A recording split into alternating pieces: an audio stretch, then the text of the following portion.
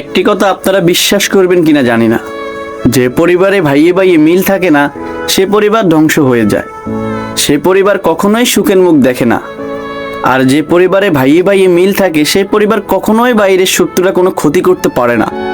চলুন একটি গল্পের মাধ্যমে ব্যাপারটি বোঝা যাক। গল্পটি নিশ্চয়ই ছোটবেলায় আপনারা সবাই পড়েছেন। আবার একটু মনে করিয়ে দিই। এক বৃদ্ধ কৃষকের 4 ছেলে ছিল। তারা প্রায় বিভিন্ন বিষয়ে ঝগড়া করতেন নিজেদের মধ্যে। আর এই ব্যাপারটি দেখে বৃদ্ধ ভীষণ চিন্তিত ছিলেন।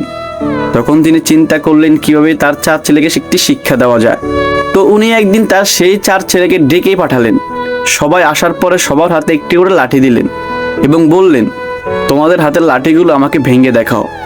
একে একে সবাই সেই লাঠিগুলো ভেঙে দেখালো। এবার তিনি 4টি লাঠি একত্রে করে একটি আটি বানালেন। বানিয়ে আবার একে একে সবার হাতে দিলেন এবং আটি ভাঙার জন্য। কিন্তু এবার চেষ্টা করে কোনো ছেলে একত্রে থাকায় সেই লাঠি ভাঙতে পারলেন না। তখন বাবা তাদের বললেন, দেখো আমাদের জীবনটা কিন্তু এই ঘটনার মতোই। তোমরা যদি এই লাঠির মতো আলাদা আলাদা থাকো তাহলে বাইরের যে কোনো মানুষ এসে তোমাদের সহজেই ভেঙে ফেলতে পারবে। কিন্তু তোমরা যদি একসঙ্গে থাকো এই আটির মতো 4 ভাই, তখন বাইরে কোনো শত্রু চাইলেও তোমাদের কোনো ক্ষতি করতে পারবে না। মনে রাখবেন, যেখানে ভাইয়ে ভাইয়ে একত্রে থাকে, ভাইদের মধ্যে ভালোবাসা থাকে, ভালো সম্পর্ক থাকে, মিল থাকে, সেখানে তারা একে অন্যকে সাহায্য করতে পারে, একে অন্যের বিপদে পাশে দাঁড়াতে পারে। কারণ ভাইয়ের চেয়ে আপন আর অন্য কেউ হয় না।